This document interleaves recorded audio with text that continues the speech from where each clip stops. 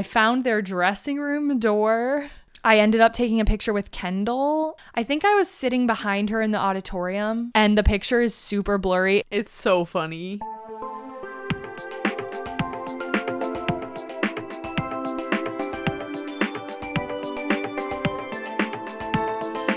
Welcome to Sleepover Cinema, where we analyze the TV shows that created the collective unconscious of those who are living on the dance floor. I'm Hannah Leach, a multidisciplinary artist, podcast producer, and former reluctant attendee of early 2000s dance competitions. And I'm Audrey Leach, director, editor, producer, and girl who still just wants to get her splits down.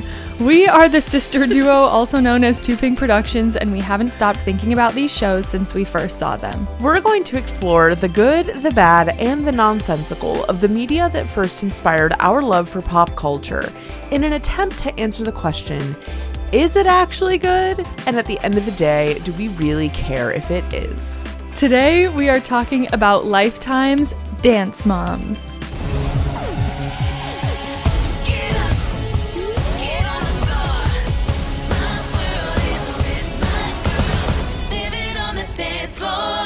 Living on the dance floor.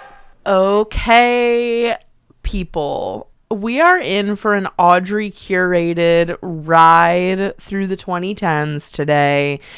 I am a newbie to Dance Moms. I had maybe seen cumulatively 2 minutes of this show. That's so until crazy. Yesterday evening. I don't know how I've made it this far with that being the truth. It was never gonna be your thing, but I'm surprised that I just didn't you were not subjected to it at all.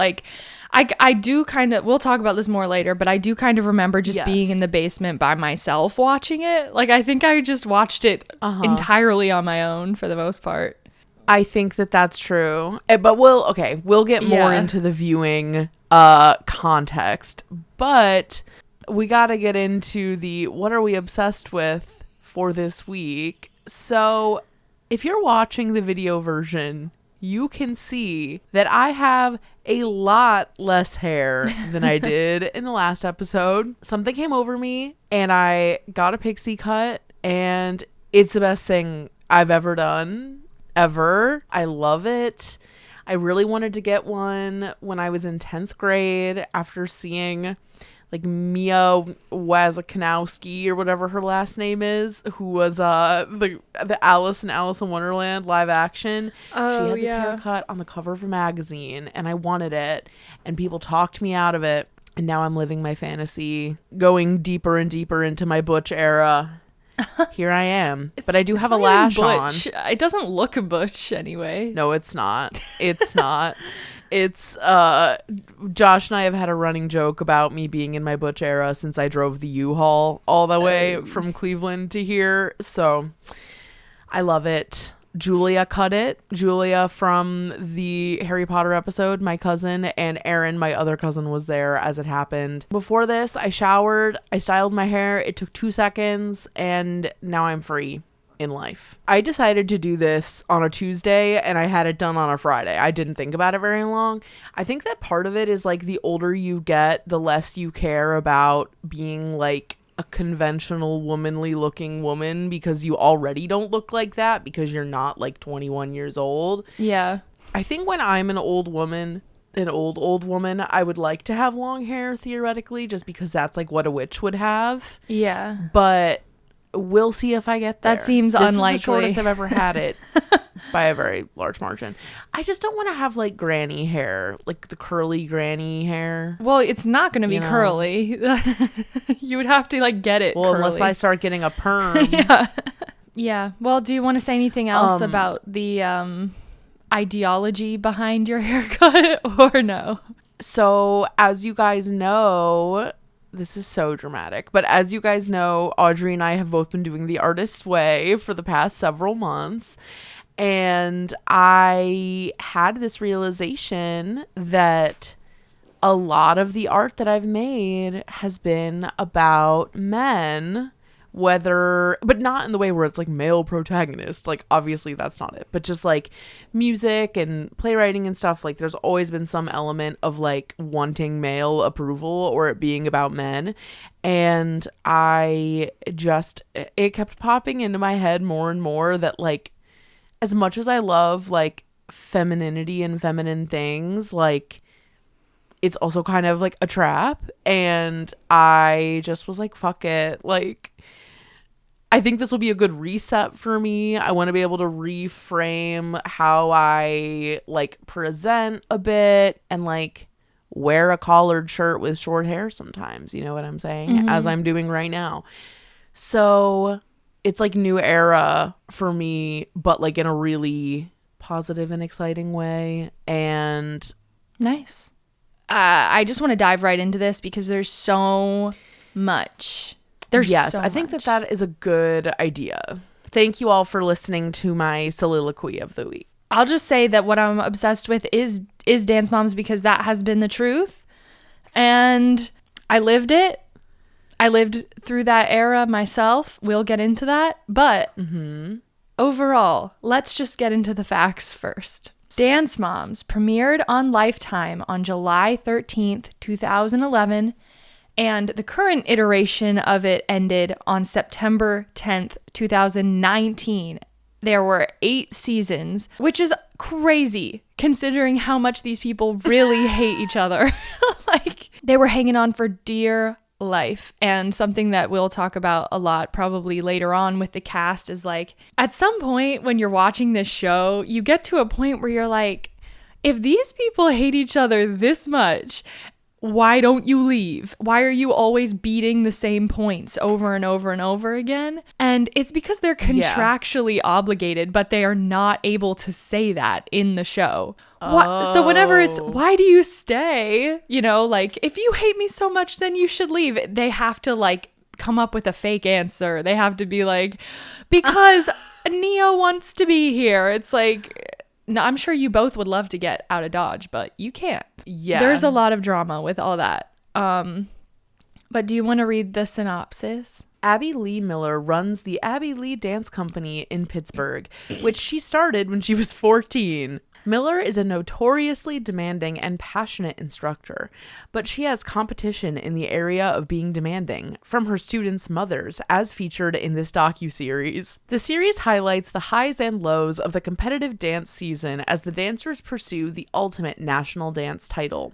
The show captures the dynamic interplay between parent, teacher, and student as Miller tries to bring out the best in her students. Isn't that just like the most nice, like, high level description? Yes, that is so generous. What it actually is a reality show wherein producers manipulate middle-aged women to fight with each other in hopes that their daughter can stay on a national platform. That's what it actually is. Yes. Oh man, I just know this is a show that like I didn't even realize how much I knew about. Like, I didn't, for half of the notes, I literally wasn't even looking things up. I was just, like, typing. You were just, like, excavating the trivia from your mind. Yeah, I was like, oh, no, I already know all this. Wow. Something that's interesting about Dance Moms, though, and probably the reason that the term docuseries is in the synopsis is because that is how it was originally pitched. You know how on, like, TLC and similar channels, that sort of show was doing very well, like Toddlers and Tiaras, any sort of crazy mother-child dynamic was doing very well. Mm-hmm. Yes. The original pitch was for a documentary series, and then I have a little quote from Nia, one of the original dancers. She said, "It was only supposed to be for 6 weeks and 6 episodes, so we never really thought anything of it. But then when the first episode premiered, it garnered basically about 1 million viewers. And they were like, oh, we have to drag this out for the next decade." So that's they did. The producing minds behind this show are gay men. So that really just tells you everything. Yeah, Jeff Collins. Yeah, there's a lot of gay male influence on the creative side of this show. And actually, like, two of the moms, Christy and Kelly, have a podcast to this day. Like, it's called Back to the Bar because they're known for drinking, but it's also a ballet bar. And they had on one of the producers recently, and it's just them being like, what is wrong with you? Like, they like kind of hate him, but they also love him. It's a weird thing. Okay, so anyway, I also wanted to talk a little bit about the reality for the kids of filming this show that is like should be illegal. Like, what the way that they were working these children really should be illegal. And like, I'm gonna get into my Allison Stoner vibe with that. The young dancers had a busy schedule while filming for Dance Moms. The girls had to go to school between the filming and dance rehearsals. Some still attended public school while others were homeschooled across the street from the Abby Lee Dance Company studio. The schedule for the young girls of Dance Moms was grueling. They studied from 8 to 11 a.m., had a lunch break, and then resumed school until 4 or 5 p.m. until it was time to dance all night. The girls shared one school teacher, even though they were in different grades. It was pretty dire. Again, okay, as someone who like just watched this show for the first time, like, it doesn't even seem like that would be true. Like it doesn't seem necessary. Mm-hmm. It is true that they were actually, the reason it's true is because they're learning a new number every week, and that is not something that children do. That people do. For competition dance, you learn one dance, and in your various genres, or maybe you have a solo or a duet or a trio, you learn it for the whole year and you perfect it for months. And so the premise of the show in itself is cruel. I kind of think it is. It reminds me of Glee in the way that they make it seem like you learn a new number every week instead of just doing one competition show. And there are some overlaps with show choir and competitive dance that I'm sure we'll talk about at some point. But this is a lot more brutal. And these girls actually live through it. Like, Glee is fiction. Right. Like, they are actually having to perform at this level every 5 days on no sleep and no just decency, and their moms fighting all the time. And so there's just like mountains upon mountains of media of the girls talking about how damaged they are from this experience, which I'll talk more about later. But if you haven't seen Dance Moms, the general show structure is basically as follows. It starts with Pyramid, which is when Abby rates the girls based on their performance from the week before. Sometimes it makes sense. Sometimes it makes absolutely no sense. And that is very dependent on basically what the producers wanted for the plot. Yeah. So Pyramid is kind of a shit show. I feel like by the end of the show, nobody cared about Pyramid at all. Like, they were just like, I don't do whatever. It's fine. The introduction to what the number is going to be, who's getting solos, who's getting what. And then you've got rehearsal and like the drama for the week, whatever the like storyline is going to be. Then you've got usually traveling to the competition awards, and then like the final beatdown. That's usually kind of what happens. Someone's getting slapped, someone's getting water thrown on them, somebody's getting called a worthless freak or something weird like that. Yes. I will say, you sent me a compilation of fights, and I was watching it before this, and one woman calls Abby Lee a fat horse. Abby Lee tells a kid to pin her ears back. Yeah. It's crazy. There's a lot of things that are said.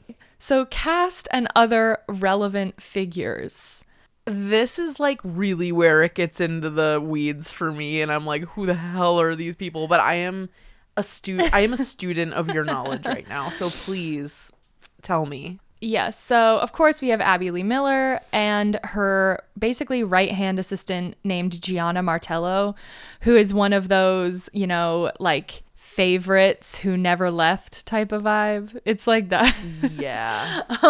Yeah. And she, as the show goes on, becomes more and more of a character because Abby goes through so much. Like, you don't even know, but like, it's like not even. I mean, I know there's some illness coming up down the pike, but oh, there's a lot. So her, and then Kathy Nesbitt Stein, who is the owner of Candy Apple's Dance Studio, which is in Canton, Ohio.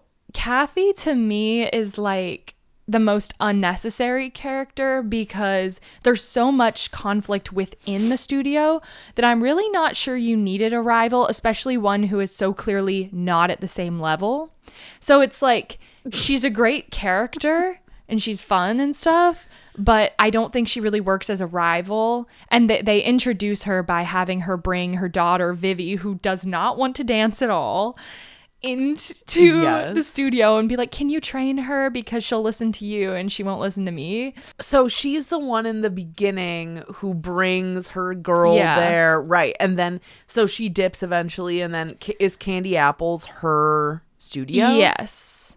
And okay, it goes from Kathy bringing her daughter to Abby to just Kathy competing against Abby all the time with her own kids. And she always like brings boys, and so she's always trying to like do everything to like try to one up Abby. And then we've got the main character, Maddie Ziegler, and her sister Mackenzie Ziegler, and their mom Melissa. She's going to be the most well-known person out of all of these people because Maddie has transcended the reality show sphere. She's in films now. She hasn't completely escaped the dancer label, and I don't even think she should, honestly. Who wasn't there for that cultural moment? It was like the number one song and video or whatever in like 2014. Sia's Chandelier video that stars Maddie, and they went on to have a very also questionable codependent relationship, which is something that, as in Maddie and Sia, something that like Maddie was prone to because she had that with Abby as well. I find their dynamics to be really interesting because Melissa's like fully there. Maddie's told stories before where she's like, I used to get Mackenzie ready for school. She like needed that mother figure, that sort of thing. It's just very eerie. And then Melissa is just known for being the kiss up. So that's her thing. And then we've got Nia Sue and her mom Holly. Nia is the only black dancer in the original cast, like the OG group. Her mom Holly is like the best. She's like the only woman who has any sense of boundaries in this entire show. Yes. And she constantly gets dogged on for like being college educated and like being late.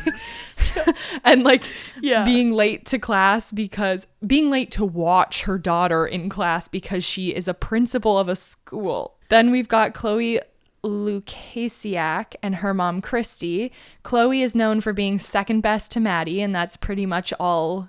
She's also a great dancer, but that is her story, is you're the second best after Maddie, and Christy is constantly fighting that battle basically and saying, why can't Chloe get equal treatment, blah blah blah. Then we've got Brooke and Paige Highland and their mom Kelly.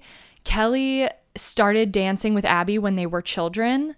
Abby was never really the dancer, but she decided because her mom owned a studio that she like was gonna choreograph basically. And so Kelly was like on her very first dance team ever and like put her own daughters in the school, even though she like clearly does not vibe with Abby like at all. Yeah. But Kelly's like the lovable one. I feel like, well, Holly's super lovable, but Kelly's just she's kind of dumb, but I love her. Is she the one who later on talks about her daughter being typecast as an acro? Yes.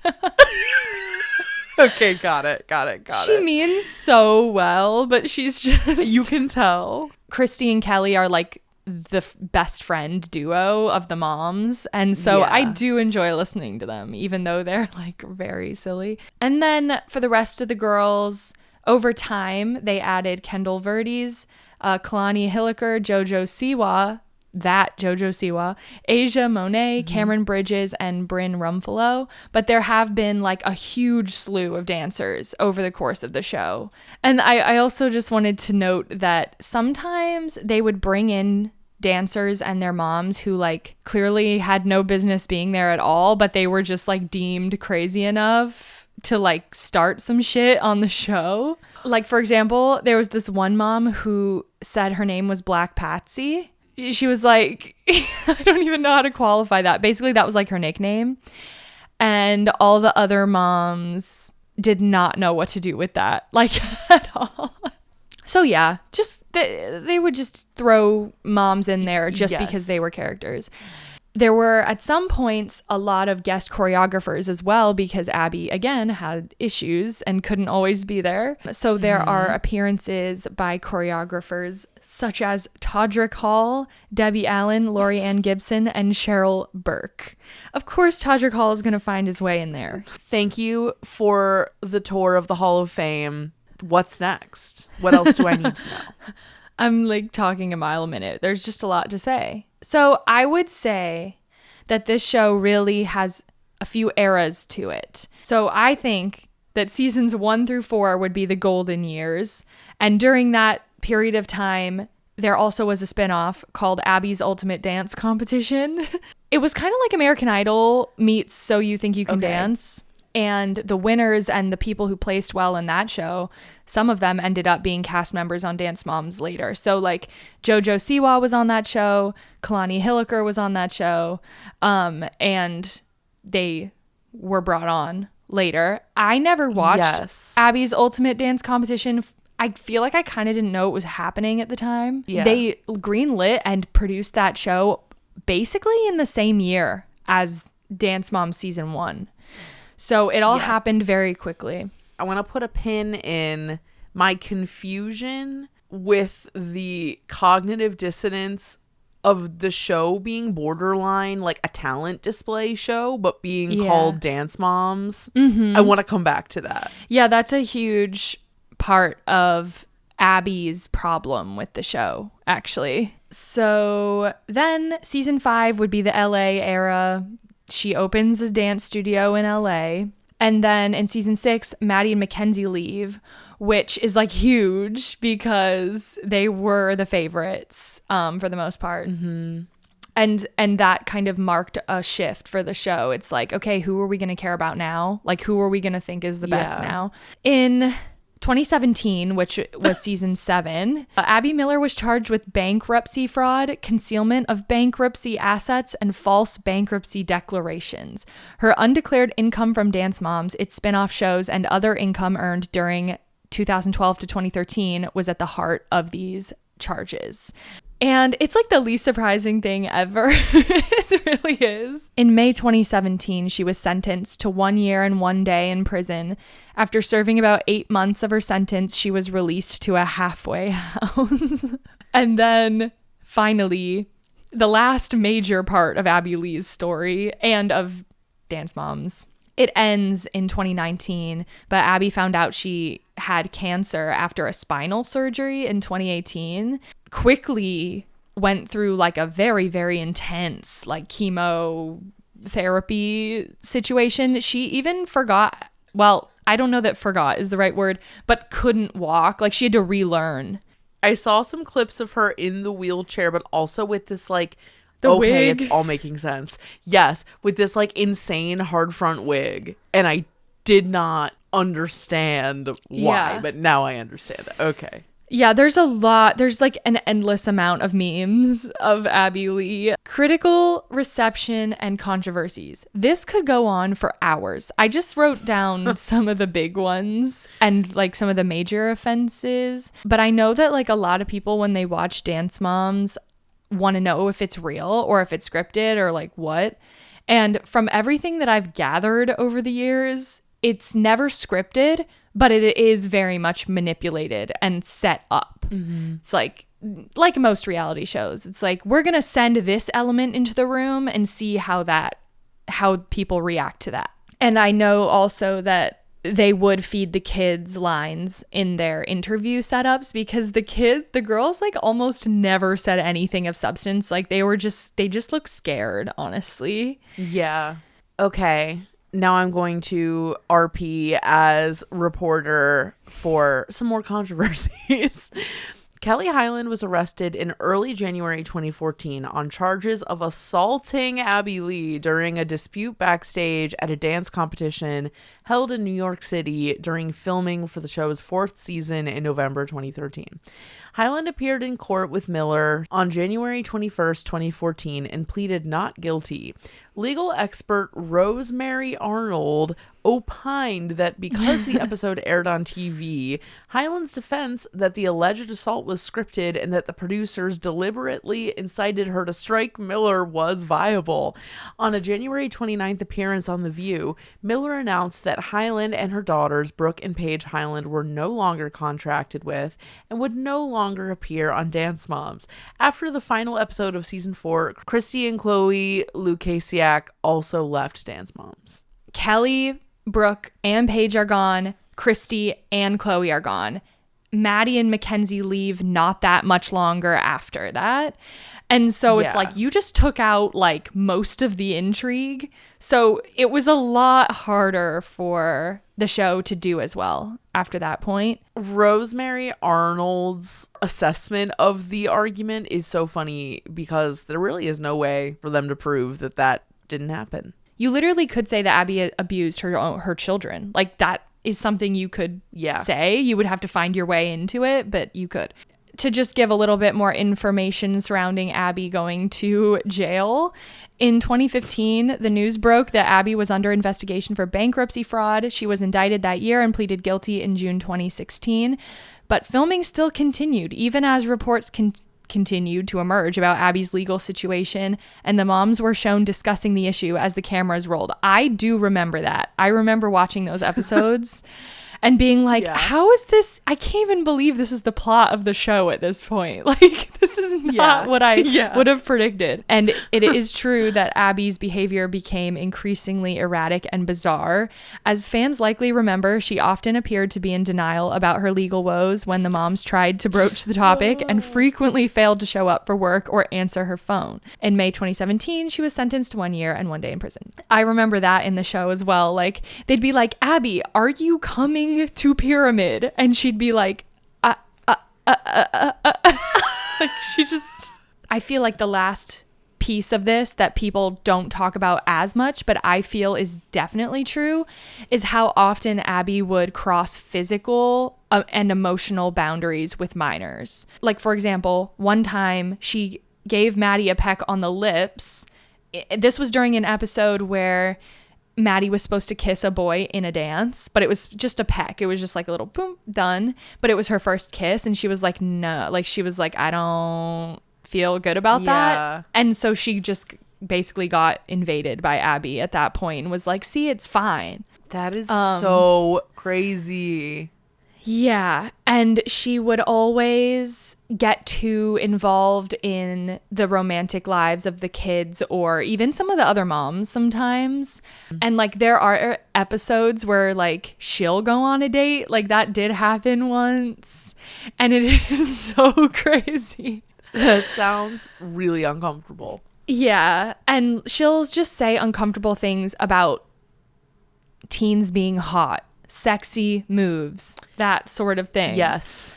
And yeah, so there's just tons and tons of examples on film of her crossing boundaries, and like it just simply could not exist today. And if she was a man, this never would have happened. It never would have even made it to air. So now a list of some of the most unhinged dance themes. And even in the 5 episodes I watched last night, I witnessed 2 dances with very questionable themes. We got homelessness, suicide, depression, cancer, immigration, pandemics, car accidents, child trafficking, politics, and racism.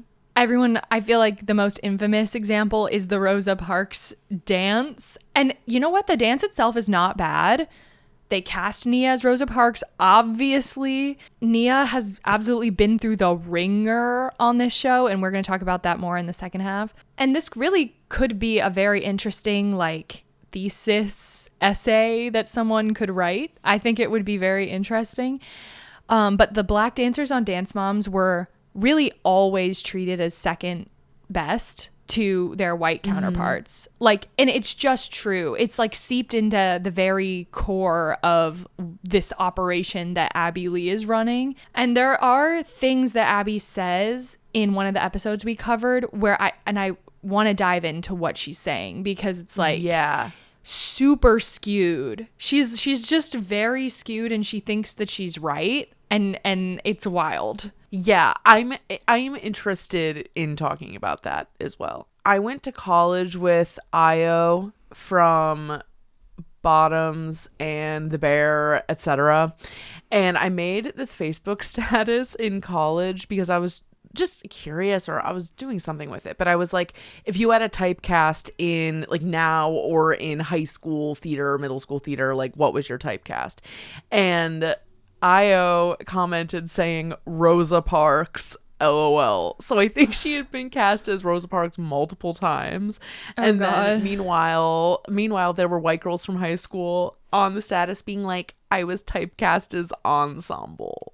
Being bad at theater and being typecast as Rosa Parks are two very different things. Not the same thing. After I finished the last episode that we were going to cover, it started auto-playing into a special, like one of those sit-down specials where they just argue. And one of the dances in there was called like the Tribal Chief or something. And okay, you know, the theme was Native American. The theme was Indigenous people. Nia as the chief. And so basically it's just any controversial topic you can think of. It has been done on Dance Moms without fail. And sometimes the controversial thing would be like the prop used, like a gun, or prison bars, or, you know, like chairs, stuff like that. That's the part that's giving show choir to me. Yeah. Yes. And like the last thing I want to touch on before we talk about our personal memories is the Lost Media episode. It's called Topless Showgirls. And due to heavy criticism, that episode, which aired on March 6th, 2012, has been removed from rotation. The episode features the young dancers performing a burlesque-style routine and wearing sequined, flesh-toned bra tops and tights in an effort to make them appear nude. Miller defends her costume choice, saying, "Everyone in the industry knows the girls are completely covered and everything's harmless." Lifetime confirmed pulling the episode. The episode is not included on the season's DVD. That is not surprising to me. They did that. And honestly, if you're gonna censor that, you should censor like 40 of the other dances. One of the things I want to talk about in the second half has to do with the sexualization in a straight woman, gay man environment. Yeah, it's super interesting, and it's everywhere in the competitive dance world. Like, it really is. So, memories. This has to be a dive into our dance herstory. Ours and then mine. We both started dance class at like the YMCA when we were like really little. And then we went to like a dance studio that our grandma actually was friends with the owner. And that was cute. We had our little dance to Green Day songs. Maroon 5. And Maroon 5. And then Hannah pieced out and went to like musical instruments and whatnot. And I continued to do either regular dance or competition dance up until I graduated high school. Even when we moved, I was like, keep it coming. I always wanted to be the flexible tricks, turns girl who wears the skimpy costumes. Like, that's what I wanted, but that was not really the reality of my talents, I guess. So I ended up just focusing on tap and like really getting good at tap, and I still tap to this day now. Now I'm back in class, so that's good. Yeah. At some point, I think I hit 7th grade at my dance studio, and I was like, it's time for me to join the big leagues. It's time for me to run with the big dogs. So I like auditioned for the competition group, and it was so scary. It was a strange situation because I didn't really have close friends at my studio. Like, I didn't necessarily jive with any of them that well. except for like one girl. You weren't there to make friends. I just like enjoyed it enough to the point where I didn't feel like I needed to be best friends with them because I had other friends. Like I had friends at school, so it was fine. Yeah. I feel like there was kind of a thing. The girls who were super into competitive dance at my studio like didn't have friends at school, and I always found that to be interesting. Yeah. So I joined. It was quite intimidating. This is like roughly at the same time that Dance Moms became popular, and them being in Pittsburgh, Pennsylvania, I was like, no, like we're definitely going to see them at some point. We will be at the same competition. And that did happen at Next Star at the Civic Theater in Akron in 2012. Yeah. I remember just like scanning. I was like looking. I was watching for them. I found their dressing room door. I like took a picture of it. I ended up taking a picture with Kendall, but I think I was sitting behind her in the auditorium, and I was sitting with my friend, and we were like, that's Kendall. And then we kind of just like waited for her to leave the auditorium. Yeah. And then just like also left. And the picture is super blurry. It's like extremely, it's so funny, 2012 Instagram filter, no flash situation. I watched Dance Moms, but we didn't talk about Dance Moms like at dance. Like that wasn't a topic as far as I remember. So it was more just like my little show that I liked to watch in the basement by myself. My experience of dance competitions was that we all wanted nothing more than to support Audrey in her ventures. However, dance competitions are absolute torture if you are not a dancer or someone who's like really invested in dance. Sitting in the audience, like at the Civic Theater, for example, which I really loved that theater, so like that was cool. It's the same time Audrey met Kendall. I remember sitting with Dad and us both. Mom was a lot better at not being an asshole than we were. Like she was a lot better at like not getting bored or like not complaining, whereas Dad and I were more like, oh God, just because you have to be there for a really long time. I honestly don't know why you even went. You know, like I can't see you, so it's kind of like you don't know. Right. And I think that I actually kind of felt that and knew that, and that's part of why I hated it, because I was like, this doesn't even make sense, but that was just like the way we were doing things. That definitely sticks in my mind. I definitely remember feeling like, and the show reinforced this watching it, like that those dance competitions are just like conventions of like skinny white girl clones, like child clones. There's 8 zillion of them, and it being weirdly sexual was definitely part of it. Like I will never forget Welcome to the Tea Party. Welcome to the tea party. This crazy number, and it was like all these. You didn't RSVP. It's okay. It's okay. Welcome to the tea party. You wanna be my VIP? It was like these girls in these like Alice in Wonderland styled like. I wanted that to be me. I know. It wasn't quite a bikini. It's a lot like the outfit that they wear in one of the episodes we covered, the Wildly Inappropriate episode. Yeah. And I remember like me and Mom and Dad all just being like, what the hell even is this? Like, this is so niche and weird. Well, you all hit it pretty well. Because again, we didn't want to make you feel bad. The last thing is, and we'll talk about this in the second half, is you come to realize when you're at these competitions that they're kind of a bare scam. Bones operation. They are a scam. And it's like the awards are like platinum and then gold, double platinum, high gold. Who could forget high gold? Because you hear high gold and you're like, oh my God, like, oh, they must be great. No, good. That's not even first place. And then what was actual first place called? First is platinum. It's just like an inflation situation where platinum is number one, high gold is second, gold is third. Like they're adding all these different minerals just to avoid giving you bronze, or like different metals that they can use. Different tiers of metal. Yes. Because if you got bronze, that would mean that you went on stage, took a shit, and left. Did people ever not get awards? Did you always get something if you were there? That's another thing I want to talk about. But speaking of Welcome to the Tea Party, I remember, I think, like all of your competition dances. I'm going to see if I can remember them. And then I want you to tell me which one was your favorite. No way you remember all of them. I want you to tell me which one was your favorite. Okay. We got Miley Cyrus, Girls Just Want to Have Fun.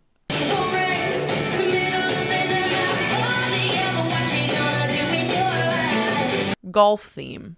Correct. We got Suits Are Picking Up the Bill.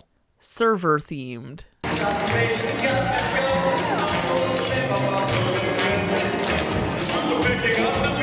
We got that fairy tale one, or was that a recital dance? Yeah, it wasn't fairy tale. It wasn't supposed to be fairy tale. It was supposed to be like old movie, like 1920s movie. Right. Okay. Yeah, the song was Movies Were Movies, and it was a production number. So there was like 40 people in it, and I got typecast as a mom somehow. Was it a typecast, or were you just cast? I mean, I remember the moment. Like, we were all lined up, and there was a guest choreographer for that dance, and his name was Mark Goodman, and he was very intimidating. Like, we were not used to being choreographed by a man, and he was a straight man too. Like, it was like, whoa. And I mean, I think he was straight. He might not be, but he was like casting the number and was just like, you know. I thought the dress I wore was so ugly, because it was yellow with purple like flowers on it, and I was supposed to be a mother, or really it was sort of like half damsel, half mother, but I had this like baby doll. The lyrics were something about throwing a baby over the tracks to like save the baby, like if you were gonna get run over by a train. Movies were movies when Pauline was tied to the track, after she trudged through the ice with a babe on her back. So I like threw the baby. It was high stakes. However, though, I felt lucky because at least it was a special part. So I was like, right. Okay, that's what I remember. Fine. Take Care. We did a very trendy tap dance to the Florence and the Machine cover of Take Care by Drake and Rihanna.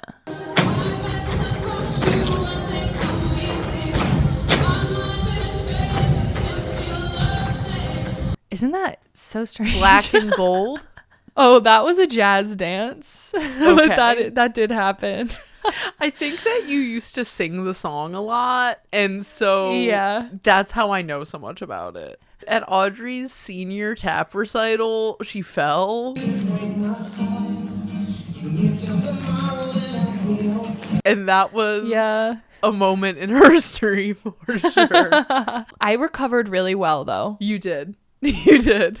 I had a tap dance to a pentatonic song once. Yes. That was odd.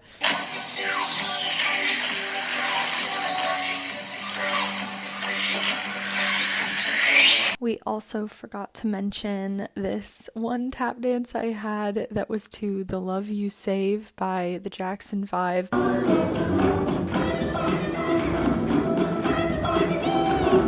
Wherein I had to tap dance and jump rope at the same time, which also resulted in some really funny dance photos where you honestly, you just have to see them to believe them. I will put them in the video version and we will post them, but they are insane looking. Why don't we take our break? Yeah. And then we will come back and just get into all of this. Mm-hmm. So if you want to watch along, I recommend it. They're all on Hulu except for season 3 episode 23, 2 Girls, 1 Solo, which is a fucking insane name for this episode. Yeah. Dance Moms is on a lot of platforms. It's on Disney Plus as well, but just selective seasons. But Hulu has like the most broad selection of seasons. So we watched season 1, episode 1, The Competition Begins, season 1, episode 2, Wildly Inappropriate, season 1, episode 7, She's a Fighter, season 3, episode 23, Two Girls, One Solo, and season 4, episode 31, Hollywood Here We Come, part 2. Get ready. We will be back momentarily. So if you're a loyal listener of Sleepover Cinema, you have definitely heard me talk a lot about seeing movies in theaters. I've been around the block. I've tried all the other chains and all their unlimited programs. And guess what? Regal Unlimited is where it's at. Regal Unlimited is the all-you-can-watch movie subscription pass that pays for itself in just 2 visits. You can see any standard 2D movie anytime with no blackout dates or restrictions. When you want to watch a movie in a premium format like 4DX, IMAX, RPX, or ScreenX, your Regal Unlimited membership gets you into those premium experiences at a reduced cost. You're not just getting a discount on your thrilling experience, but on snacks. I could have $5 left in my bank account, but I am going to get popcorn and an icy. So, if you're planning on seeing 2 movies this month, you need to join Regal Unlimited. So, sign up now in the Regal app if you want to be fancy, or on regmovies.com/unlimited. That's regmovies.com/unlimited. New subscribers can use code REG2PINK for 10% off Regal Unlimited for the first 3 months. That's REGTOO PINK. Welcome back, dancers. It's time to go perhaps even more into detail somehow about Dance Moms and the episodes that we watched. So the first one we're going to talk about is season 1, episode 1. It's called The Competition Begins. Dance instructor Abby Lee Miller works with young girls to help them prepare for dance competitions. Abby has a conflict with 2 of the mothers when they cross the line. The first thing I wrote down was the quote, "I know how to groom these children." No shit, you know how to groom these children. I know, she said it so fast too. Yeah, Also, I was like, oh my God. One of the first things I thought of too is that I love it when shows like competition shows like this, especially with art forms, are like, nationals are coming. We need to prepare for nationals. It's like, that is not a thing though. Like, it's not real. It's something that competition, both in reality shows and in narrative shows, come up against. It's something that I've thought about a lot because like we made a show choir documentary and we had to think about how we were going to portray it. But it's really important to me that it's not made up, because the way that dance competitions work is really just that each brand is an independent business from each other. There is no governing body over dance competitions. There is no one nationals. It's really just, say you compete at Dance Explosion in Arizona, as they did. You end up getting first overall for your solo. Usually what that means is that you have like free admission to that brand's nationals. So you would have like a free spot at Dance Explosion's nationals. There is no actual nationals that could ever deem you number 1 in the country. That is not a thing. That's why dance competitions turned into who can do the best tricks. Yeah. And that's really not what it should be about, especially when like Abby's constantly saying to the girls, like, use your face, use your face, use your face, be like Maddie. And it's so true that if a child dancer is like willing to use their face, they will win. Like, it's like, if they have the combination of technique and using their face, there's like nothing stopping them, because kids do not typically want to use their face. Yeah. It's like hard to get kids to emote, especially in a dance. That is something that I struggled with for sure. You're surrounded by your peers, and so often like the emotion of the dance is like not necessarily clear. Like you would have to make like really distinct character decisions, and if not everybody is going to do that, then nobody does it. You know what I mean? It's like for example, Take Care. What the fuck face are we supposed to make in that dance? Well, right, and that's kind of like the whole blanket thing with these competitions, is that it then falls into, unless it is literally about child abduction, you are going to be falling under the category of quote unquote sassy, which means sexy, but you're a child and it's not real. First of all, you're a child, so sexy is not a thing. But it's like, well, Abby straight up said sexy. She didn't even say I know. sassy. Well, sometimes they say sassy, but yeah, it's like sexy faces are not really known to be visible from the back of an auditorium. No. But somehow that's what's being demanded. It's so confusing. Yeah, and that's why it becomes like battle of the trauma for like dance concepts, because from Abby's standpoint, it's like, well, what's going to win? Like, what will allow them to emote? And it's like, well, someone has to get abducted. Someone has to die. That's the only way that we can make an impression. Here's a question for the culture, for dance in general. I have even been directed by someone like this before, but how the hell is it that there are dance teachers who choreograph but don't dance? Well, usually it's that they danced as kids and then stop. You know, you're an adult, you kind of just stop at some point. And then, you know, you've learned your basics, like it's in your body, and then you can just watch. You can like absorb choreography. And the way that Abby would teach choreography is almost entirely verbal. Yeah. Like she would just yell it at them. They all had their go-to tricks and like kind of like shortcut terms for things. And they would also very often take blocks of choreo because they were doing a new dance every week. They would kind of just take blocks of choreo and shuffle them up and like make a new dance. It's kind of easier than you would think, because there are names for everything and the girls know her style so well. It's like not too hard. True. But it is a funny concept. Like dance teacher, choreographer who does not dance. It's just funny. Another, I have points that came up in my mind. When Abby is like, when you go out into the real world, blah, blah, blah, I'm blah, blah, blah. It reminds me of two things. First of all, it reminds me of in high school when people are like, no, in middle school, when teachers are like, the real that world won't fly in high school. And then in high school, they're like, that won't fly in college or in the real world. And then you realize that that's just a thing teachers say when they're grasping at straws. Because you can get away with kind of anything. Because all things fly. All things fly. Like, what does it even mean for it to not fly? Like that. There's that. They're in Pennsylvania and these girls are like 8. Like, why is she talking about them going to like professional dance calls? Like, it doesn't make any sense. Because she has a history.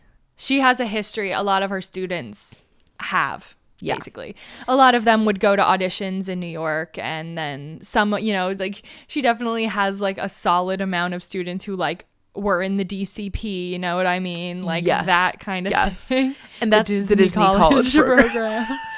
Yeah. So absolutely. It's not necessarily that she like produced Beyonce, but like she views herself like she is Full Sail. Do you know what I mean? Full Sail University. Okay. Like she thinks that she is a craft college. Like she like thinks that she it's just really funny the way that she views herself as training young professionals versus I would just like to take a dance class. That is the philosophy that fucks everybody up for this entire show. Yes. I can totally see why. When I used to go to dance competitions, I was really struck by, with very few exceptions, how the songs feel more like background noise for the dances than the dances actually going with the songs. And that definitely applies in this show, just in the sense of like nothing is really locked in with the rhythm. For this show, also, it's just 10 times more fucked because the songs are all dubs. That's what I was going to ask too. Yeah. They're not the actual song. And in the beginning of the show, I mean, we know about this. We dealt with this exact issue with the documentary where, you know, you can't get licensed for a certain song, and now you're in the situation of having to pick a new one that evokes a similar energy and then cut to that. So they do that in the beginning of Dance Moms, and they shorten the dances also by like over half. But did you notice that in season 4 they show way more of the dance? Yeah, I did. That's because that was like one of the things that the audience hated, is how they like butchered the edit. Yes. I had both those things written down as questions. So the first one is, because I was like, this is like Netflix reality TV show sounding music. Like this can't be the actual dance they're doing. Was seeing the routine an important part of the viewing experience? And what you said made me think, yes. It became a really important part because I think the people behind it just assumed that the people would be more interested in drama and less interested in the actual art form. But people actually do want to see the talent because they are very talented, and it's also just fun. Yeah. Like, it's just fun to see. Yeah. And they want to know if the portrayal and what happens with Pyramid and stuff is true to life. Because in the beginning, it's like you can edit the dance to make it look awful and then put the girl at the bottom of the pyramid and get away with that, even if that wasn't the case. Kind of like on Drag Race. Yeah. They do that on Drag Race. Yes. Where they will like make it seem like a lip sync is super one-sided, like one person did way better, when in actuality it was just like completely mid, and then kick off the person that they edited bad. Yeah. So, okay, I don't want to get too stuck in, because we're already speaking to so many big picture things, but really just with episode 1, all that matters is the concept is being set up. So let's go into episode 2, and I'm just going to start it with a question that we talked about earlier. So, season 1, episode 2 is called Wildly Inappropriate.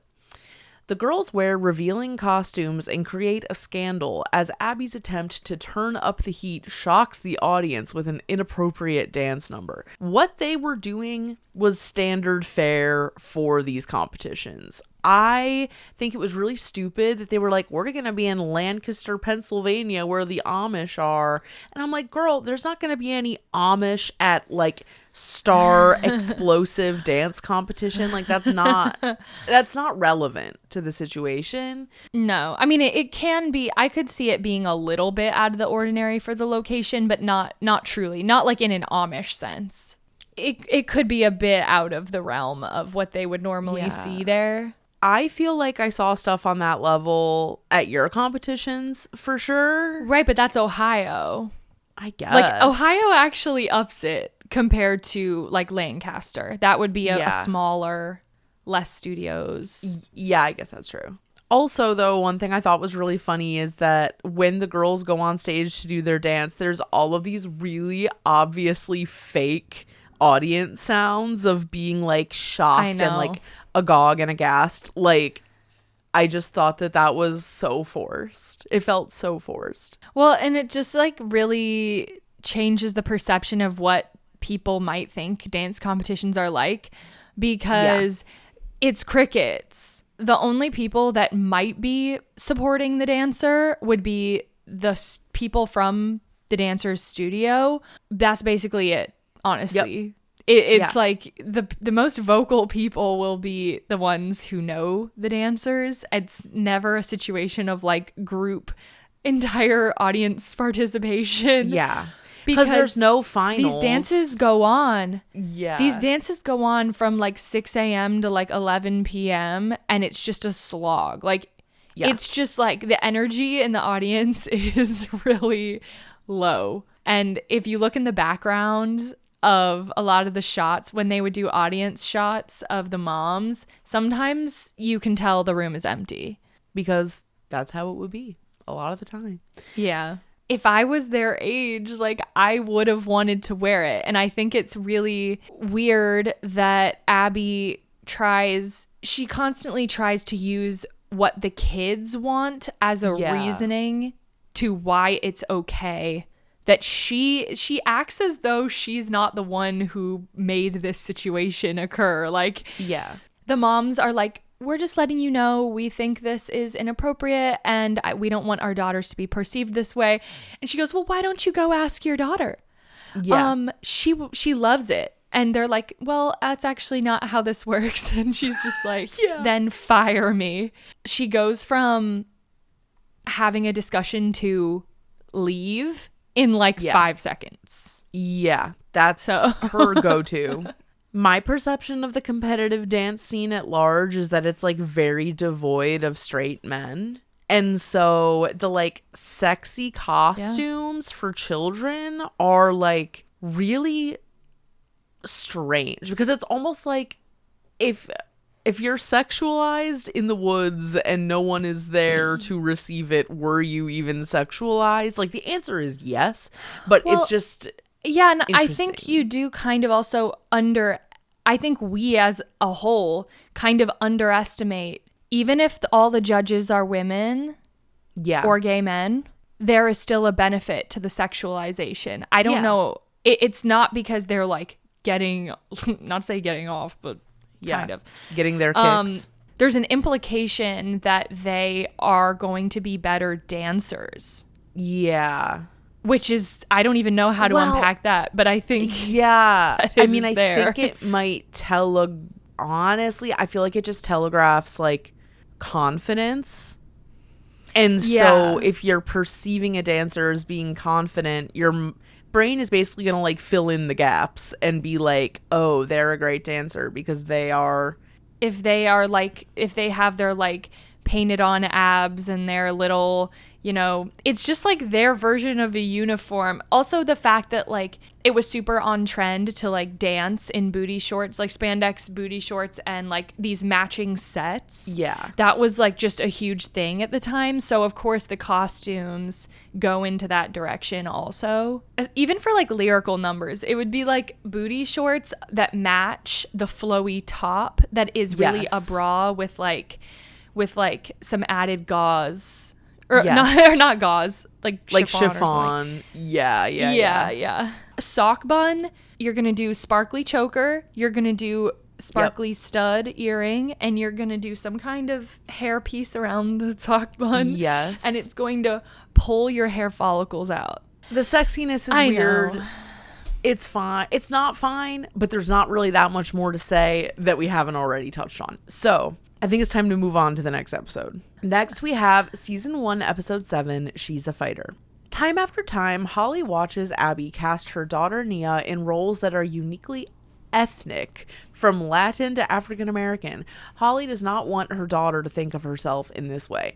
So there is like this really interesting situation going on in this episode. There's like a lot of layers to it. Abby makes this argument that almost makes sense. So basically, Abby makes this argument, like whenever Nia gets solos, it's like racistly themed, like she's an animal, or for example, in this episode, she is Laquifa, which, let me just say, when I first heard that, I was like, right. And then later, when I realized it was a Shangela song, it all made sense. And Shangela is in the show also. Oh, really? She's like in Dance Moms. Oh, shit. Okay. And it also made sense because at one point Abby Lee was like, we're making fun of like the drag queen image in this performance. And I was like, what? And then it all made sense once I heard the actual song. The point is, Abby says that she always gives Nia these dances because she wants to prepare Nia for having to do what she describes as ethnic dances at like theoretical cattle calls for quote unquote ethnic dancers out in quote unquote the real world. But the problem is, let's give her the grace and say that argument is valid. Like, but then the dances that she makes her do are not hip hop. They're not anything that you could even try to classify as quote unquote urban. It's just a regular Abby Lee dance, but with a racist theme. She lacks the intelligence, quite frankly, honestly, to understand the levels of nuance involved here. Like, Holly's coming at her with like an entire lifetime of experiences and knowledge about being Black in America. She knows exactly what she's talking about. Yeah. And Abby is not, she's not capable of understanding this situation. When the conversation begins, you're like, okay, this seems to be not going horribly. Yeah. She's like, she understands that this is a sensitive topic and she should hear Holly out. But as soon as it becomes about choreography, that's going to end it right there. Yeah. Because whenever a mom complains about quality of choreography, Abby flips the fuck out and immediately goes for the jugular and will start slinging accusations. But if she had like left the choreography part out of it, I think she could have gotten a lot further. But it always ends with passive aggression, like, why don't you hire a choreographer and, you know, go do it yourself then, basically. Yeah. It's bullshit because, first of all, we're talking about children who are living beings and who need to feel in a classroom setting that they are being treated equally to their peers. This is what I'm saying. She thinks she's Full Sail University and she's not. Like, she thinks that everyone has the intention of taking it all the way, you know? Yeah. And it's just an excuse for her to use Nia, basically, to fulfill a category that she thinks is valid. This is just the truth. She like doesn't let Nia do the pretty girl lyrical numbers, and that's just the point. That's just the truth. Because that is something that I am so familiar with, and anybody who's been to a dance competition knows like that it's supposed to be like a Maddie Ziegler type who like does the pretty girl lyrical numbers, even when there is not a racial element to the dance. Like in one of them, in the abduction child one? trafficking. No. Yes, I noticed this. Even in the child trafficking number where Mackenzie, the youngest one, is the one who gets stolen, it's Nia who is casted as the aggressor in this situation. Even though she has on the pretty dress, her body is symbolizing the body that would bring harm to a little white girl. Yeah. And that happens constantly in this show. Even if she's not literally cast as a character, she is still used as an aggressor or a mover or something like that. There was also something interesting going on that to me felt really, which was, first of all, in the first episode, Holly's like, people think I look like Michelle Obama. And it's like, it's not that she doesn't not look like Michelle Obama. She always gave me, at that time, it was like, at that time, she totally gave me Michelle Obama. I was like, I did see that comparison. Something that really stood out to me in this episode was Holly talking about the dance, I think in her interview segment. And she was like, there's nothing wrong with the Laquifas of the world. Like, their experiences are valid. That experience just is not my daughter's experience, and it's not mine. And I was like, okay, Holly. Yeah. But then later, she obviously having to buy an afro for your daughter and them assuming that they would already have an afro is fucked up. But at the same time, it's like, she seems to be really uncomfortable with like natural hair and stuff along those lines, which does make sense for the time. But there was just a lot of really interesting like Black woman in a white system things going on, and totally she's a class act. And dancers reminds me of like ballet, like Black dancers have a really hard time in professional ballet. Yeah, it's actually super nuanced. It's like even more nuanced than even Holly could say at the time, or that they would ever be willing to show.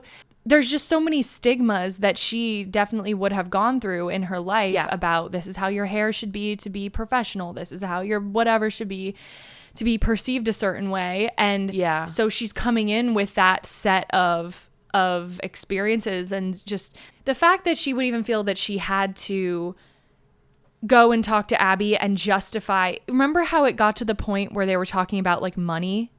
Yes. Where she was like, I have a lot of assets. Like she was trying to tell Abby that she can afford the training. Abby is crazy for trying to take that information, trying to take that conversation and make Holly feel like the bad guy for limiting Nia from accepting the fact that she can excel and be different at these types of auditions because all the other girls are white and they can't go. She was trying to weaponize it in a positive way while making Holly feel stupid for knowing all of this nuance and not being able to communicate it. It's like Abby just doesn't want to deal with that. She doesn't want to reckon with that. The past 12 or 13 years, I think, from my understanding, have been really culture shifting for Black women. And I'm really happy to see that what we're witnessing in this very specific, like, 2011 setting feels outdated now. And that Holly is, like, living her truth more.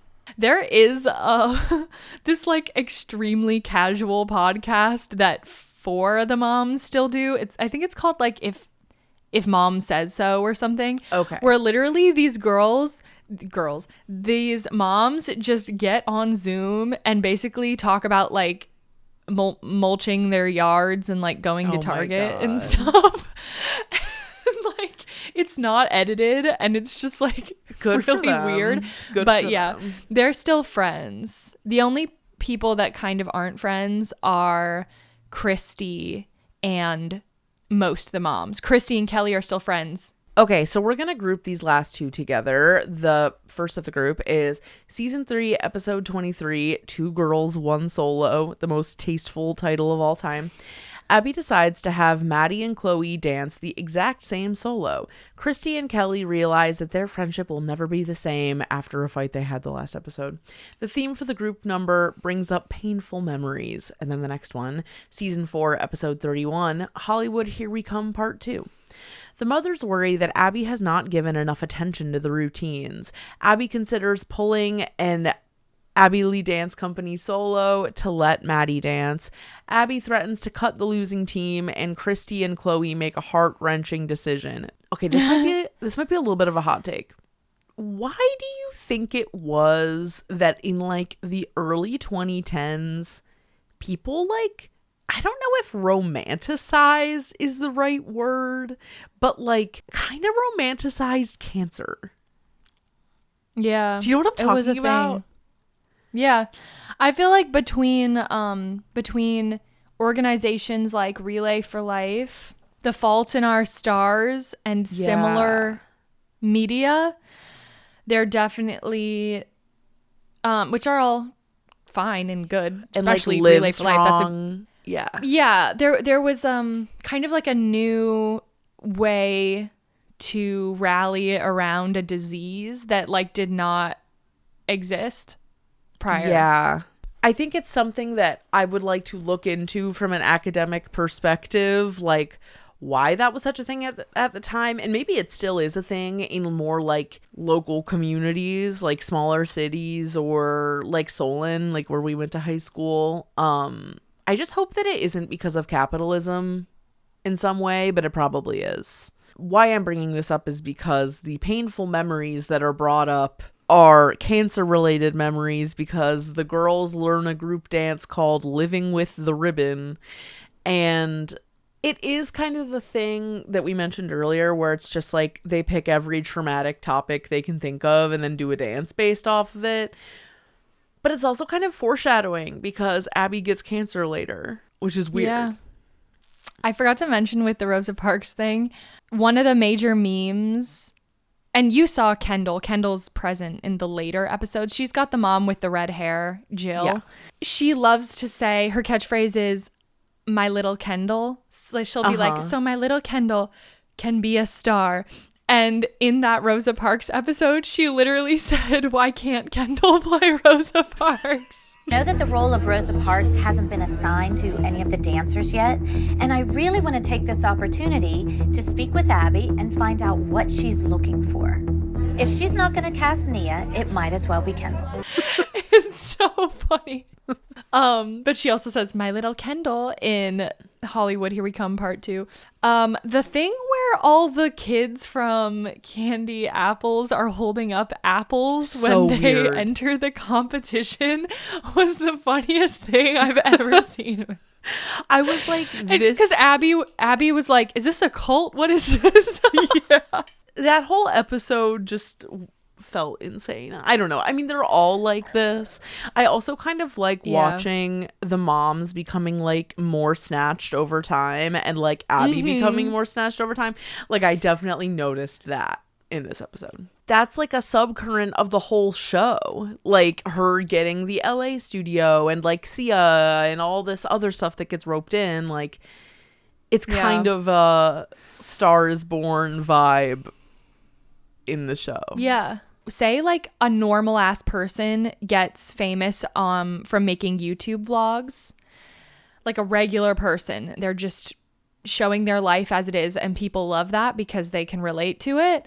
And then as they get more and more famous, their vlogs change because their life changed. Like they decided to like lean into it and move to LA and like whatever else. Yeah. And eventually you'll reach a point where the audience is like, "You changed. We don't like you anymore." Right.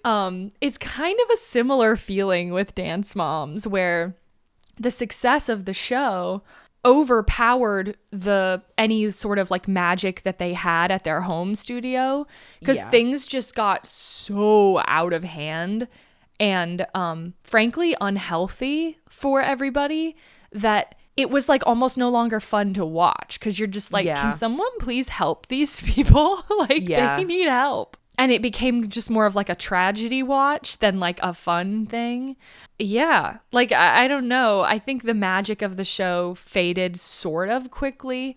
But I do think the editing got better as time went on. Like the edits of the dances got better. They spent more time on things that people wanted to see instead of focusing solely on petty arguments.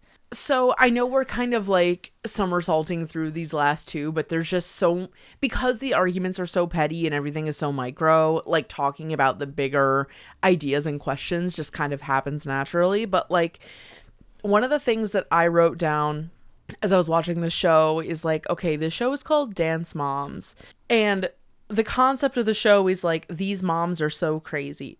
And by default, that frames the girls as having to be the sane ones. And not only do they have to be the sane ones, but they have to be the talent on top of it. Yep.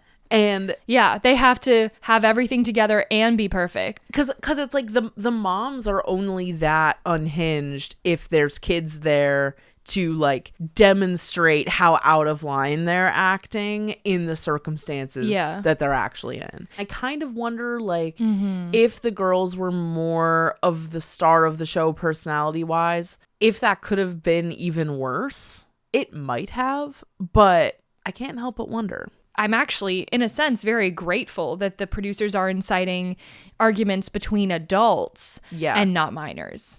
I mean, they were able to like protect the girls in a sense by having them be the ones who perform and not the ones who argue. They hardly ever argue, but in the later seasons, you do start to hear more from them. For the most part, their interviews are like hella boring because they're like scared. They're scared and they don't want to be judged. They're like tweens. They're like 10 years old. Up to like maybe 16. Yeah. And those are such sensitive years. Like they don't want to. I remember like being in dance competitions at that time. I didn't even want to, for example, like make a face or like perform facially during dances because no one else was doing it. Like you just want to like fit in more than anything else. Yeah. So there's no world where they were going to be like as bombastic, and they were always like embarrassed by their moms. They're always like, do you have... That became a thing more and more. Like later in the show, they would actually, if the moms got in an argument at Pyramid or something, they would be like, stop. They'd be like, Mom, can you stop? Like they would like try to intervene.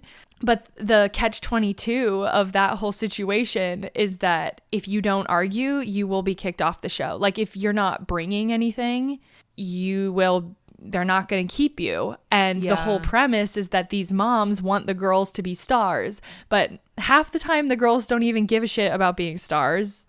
Yeah. Specifically with the original cast. Once the show was already popular, there was a lot more girls who did care about being a star, but the original cast, none of them really had that intention. Before we wrap up here, because we've been on a journey, can you just explain, if you know, like how did JoJo Siwa get there, and like was she really good? Like what was her role on the show? She started on Abby's Ultimate Dance Competition. Okay. And she is like more of a character herself, as we know now. But her mom is insane. Her mom is one of the more intense stage moms that I've ever witnessed.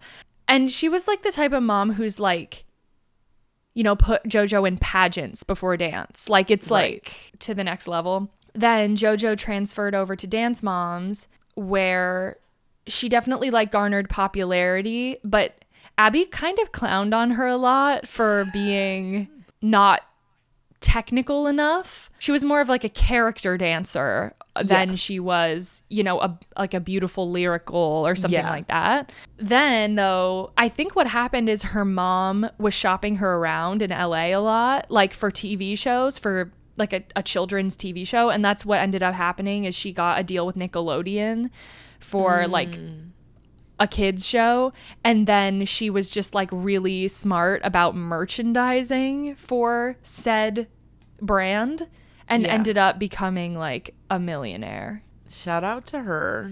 If you haven't watched the JoJo interviewing JoJo Siwa interview, you gotta watch it. It made me like JoJo Siwa. And she's just like messy lesbian of TikTok. That's like her thing now. It's like great, like perfect. That's what we need. So thank you to JoJo for that one.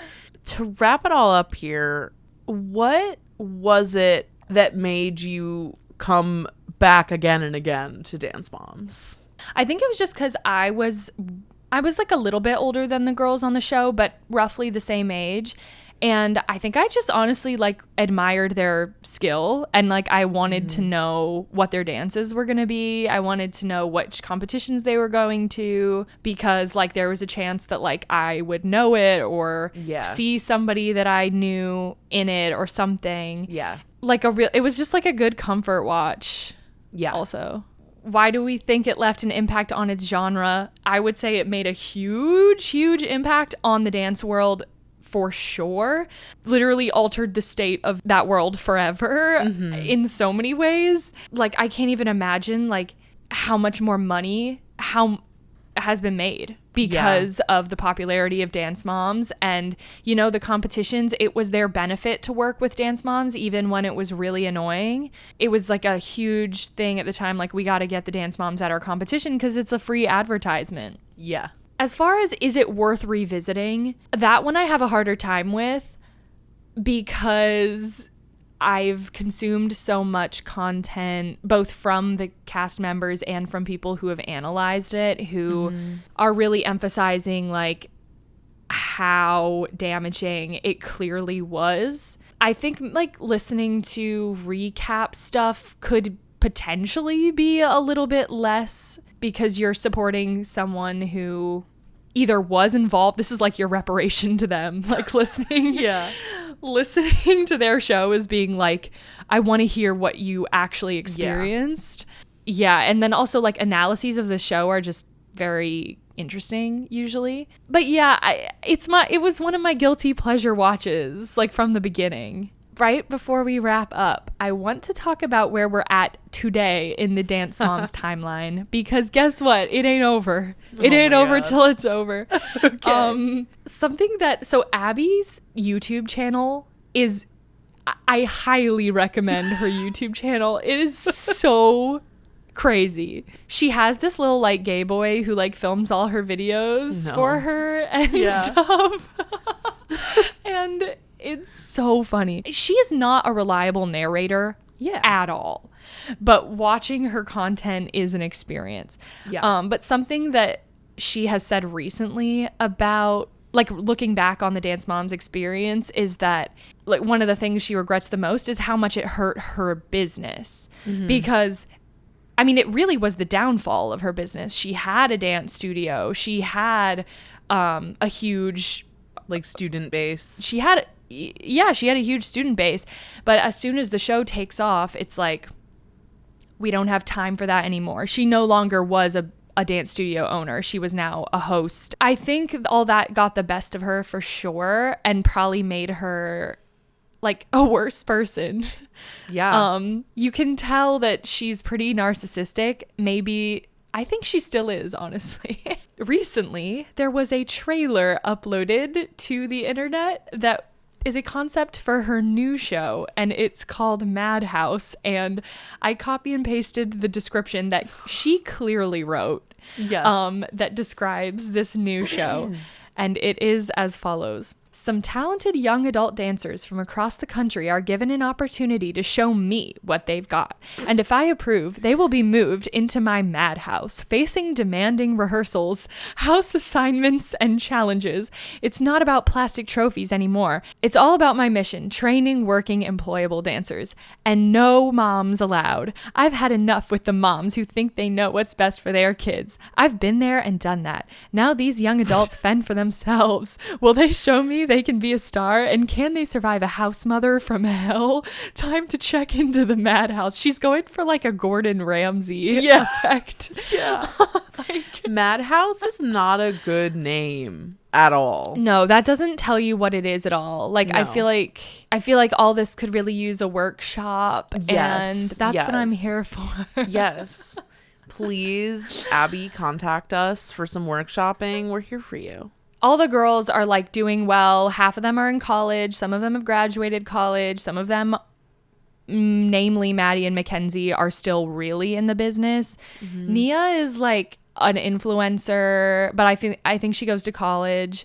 Kendall goes to college. They, for the most part, all are not pursuing dance because they're way too scarred to do so. But recently, Chloe posted that she is starting her own brand of dance competition. Like, she's starting that's so funny her own, but like I would assume it will be like especially ethical or something. I don't know. That is the angle, because she was I feel like she was especially beaten down by the show, and she kind of quit before everybody else. Chloe's having her own competition. So there's a lot still going on in the Dance Moms sphere today. As fate would have it, about, 48 hours after we recorded this episode, the girls of Dance Moms posted on their Instagrams telling the world that they are filming a Dance Moms reunion, which I just have to say is a really, really strange coincidence, and I will be watching. A cultural phenomenon for certain. I can't believe that I was in the same house as an entire viewing of this series and just never watched it. But I learned a lot today. And good. I'm glad that this exists, and I'm glad that it has brought you and so many other dancers or dance appreciators so much entertainment over the years. Yeah, it's like, is it net positive? I kind of want to say no in a sense, but probably not. We didn't even really talk about like just the sense of competition between children like it's just kind of a toxic environment in general. It doesn't bring out the best in most adults either who are involved. I don't know that it's net positive, but like my own personal dance competition experience could have been a lot worse. That's for sure. It could have been there could have been a lot more stage moms, and there could have been a lot more turmoil, but I kind of stayed away from that for the most part. Ooh, an odyssey we've been on today. As always, you can find more from us at evergreenpodcast.com/sleepover-cinema and keep up with our latest creative projects at twopinkproductions.com.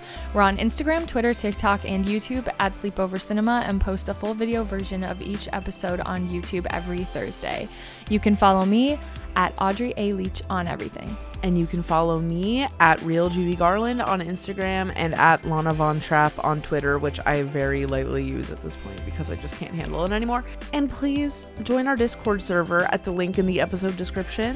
You can check out our merch at twopinkproductions.com/shop. We have t-shirts, sweatshirts, stickers, and more. And if you love Sleepover Cinema, send an episode to a friend, a former dance classmate, or a teacher that traumatized you, and leave us a review letting us know what you'd like for us to cover next. Sleepover Cinema is a production of Evergreen Podcasts, produced, edited, and engineered by us, Hannah and Audrey Leach. Sleepover Cinema is mixed by Sean Roll Hoffman with theme music by Josh Perlman Hall. Executive producer is Michael D'Aloia. Living on the dance floor.